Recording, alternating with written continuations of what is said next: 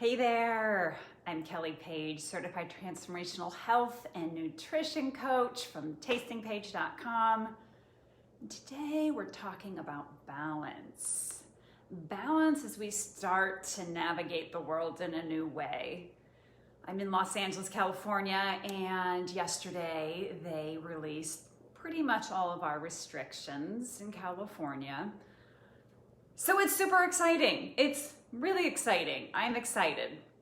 And a lot of people are excited, but I also see a lot of anxiety and stress and fear of the unknown and exhaustion. So I want to talk today about how to maintain your balance and your health and your happiness when things start to get busy again. So I've got some good information to share with you. And I want you to be excited. I do. And I also want you to truly see if you have some anxiety and some stress, because I see a lot of it around. And it's been a crazy year, and you may be in a low place right now, but you see this exciting thing and you're like, yeah, I want to embrace it, but I also want to protect my health. So let's talk about some ways to do that. We've been moving at a different pace. It's been slow, but parts of it probably have been nice for you. If you've had family home, you haven't had to commute to a job maybe, things like that. It's a different pace. So number one, I would say go mindfully.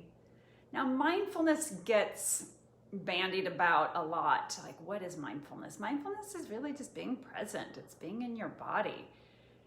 And it's going to allow you to go slowly because you're being mindful. You're not just like, jumping in. You're being mindful. You're moving at a pace that feels good for you.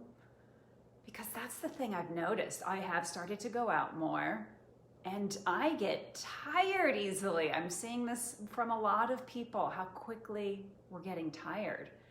It's so much more stimuli than we've had in our lives for a while. So be gentle with yourself. Be gentle with the pace you're moving, because you're gonna get tired, and that's okay. Which brings me to number two of just being present, which is very similar to mindfulness. Being present is just in the here and the now. It's not rehashing the past. It's not rehashing, well, this, that, and the other. It's not super tripping into the future and what if this and what if that and what if that person does this or that. It's being here. I mean, if this year has taught me anything, I've definitely learned a lot about presence, because I couldn't plan a lot, right? I normally am a big traveler. I go out of the country a lot, like to see new places, but I didn't know when things were going to reopen. So it's forced me to be present.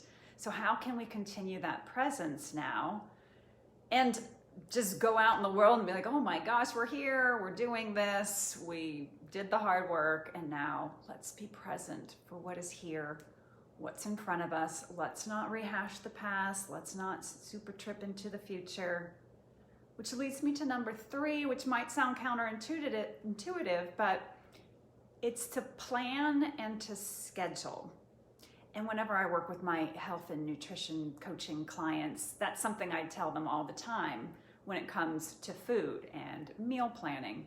Because when you have the right food in the house, you're gonna eat better.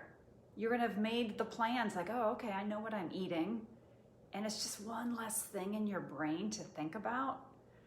So do that for your food, like always, but things are gonna get busier and you're gonna get a little more excited. That's okay, but make sure you plan and schedule some key foundational things like your meals, like having good food in the house, and plan some fun. I think it's great, and you've something to look forward to, and you have it on your calendar, and that's great. So plan, schedule, but then also plan some downtime. You're gonna need downtime, and you're gonna think you're not, but you're gonna get tired. So plan, schedule your food, your fun, your downtime. Number four, you're gonna need to say no sometimes, and it's gonna be hard because you're gonna wanna say yes to everything because it's been a year. But having those boundaries is gonna protect your health and happiness as well. Boundaries have always been important, but now more than ever, you gotta protect your boundaries to protect your mental health and how you feel. So have them, and there's going to be the need to evaluate and evolve, which brings me to number 5, which is being flexible. You're going to plan, you're going to schedule, but you're going to need to be flexible. Things are going to change. You're going to try and see people, and you're going to have things scheduled for a couple nights of the week. And then you're going to say, oh my God, I'm exhausted. Or that was really great. Or this person is actually depleting me, or this activity is, and I think I'm going to need to change that.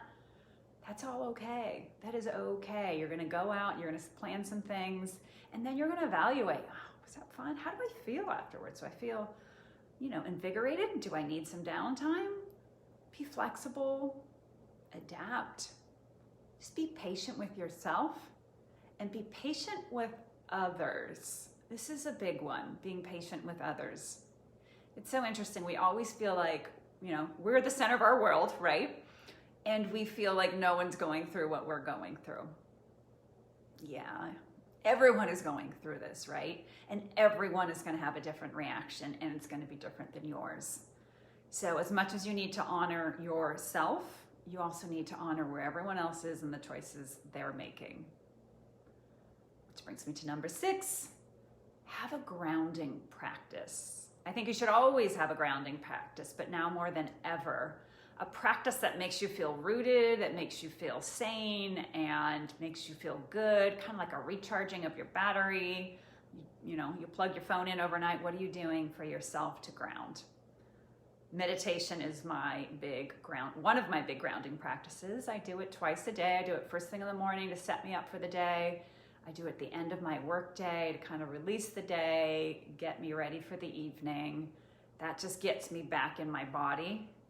You want to be out of here into here so you can be present and show up and do all of these things. But if meditation isn't your thing, maybe it's movement, maybe it's getting in nature, maybe it's taking a long bath, reading. Just make sure you have some sort of self-care practice you can come back to on a regular basis. It's so funny how we don't plan this stuff. We go to the dentist, we go to the doctor, but having something we do regularly to balance us makes such a difference. So have your grounding practice. And last, I would say the most important thing of all during this kind of re-entry process is to appreciate where we are. You're going to be mindful, you're going to be present, you're planning, you're grounding, you're being flexible, but then also just be appreciative. Be appreciative of where we are. Have gratitude for everything. I've never been more grateful for hugs in my life. Appreciate them. I know I didn't used to, you kind of throw your arms around someone like, yeah, whatever. Appreciate everything that's happening and savor it. And it's going to make it last even longer. And it's going to help you release the other stuff. And it's just appreciate. You don't know when things are going to be taken away. Who knew to appreciate a hug before? I mean, I did like hugs before, but to really appreciate it and appreciate our freedom, all of these things. I know I've slowly started to go back to certain activities, and man, I've been so excited, and I've been thinking to myself, I want to remember this kind of beginner's mind, this first timer's feeling, and savor it and not take it for granted. So, you're living your life on autopilot. Yep, I do this, I do that, I do that. Savor, appreciate, have gratitude. And if you need help with any of this, of getting your diet back on track, if you've lost some energy over this past year, you're just not happy with the thoughts in your head, reach out. I do have a few more slots available this summer for one-on-one health coaching. You can reach out to me at kelly@tastingpage.com. And I hope everyone has a great day and a great re-entry process, and I hope you're feeling good and happy and healthy. Have a great day.